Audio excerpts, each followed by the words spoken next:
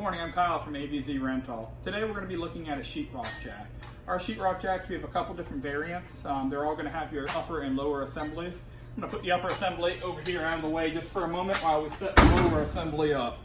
To start off on this, you have a lock right down here that you have to press to extend your two wings out in opposite directions. Come over here to extend the tripod all the way out, and you'll hear an audible click when it opens up all the way. Once it's opened up, we have to free up the top assembly by tightening it just a little bit and then lifting on this handle. That's going to unlock it. Go ahead and flip our lock back right here. That's engaged, that's disengaged. At this point, we can get our upper assembly.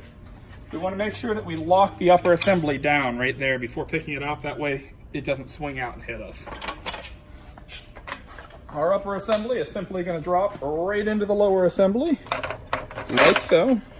Once it's in there, we have a couple of different options here. If you're doing vertical roofing, most people don't use the swing out arms here, but a lot of people will extend these out. There's a pull button right here that you can pull, and it's going to extend this piece straight out. I'm not going to do it today just because it takes up a lot more room, but if you're doing 12-foot boards, you definitely want to have your wings out. If you want to use this for horizontal walls, just unlock it right here. That's going to swing this down, and then you want to bring your feet out. That way when you pick up your board and put it onto it, it's going to set at an angle catching on the feet right here. To jack up on the sheetrock, you just come back to this point right here and spin. And it has several booms that are going to come out. Anytime you let go, the auto lock is going to engage right there, so it's not going to drop all the way back down on you. When you want to bring the machine back down, just jack a little bit, come up, and it doesn't have a brake coming down. If you're holding up on that safety, you're actually lowering it by hand yourself, so do not let go of that wheel or it's going to come flying back down to the ground.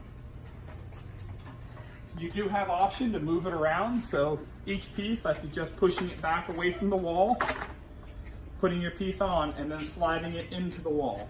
You're going to want the bottom feet to push up against the wall, and then you can lean that board up to actually start screwing it into place.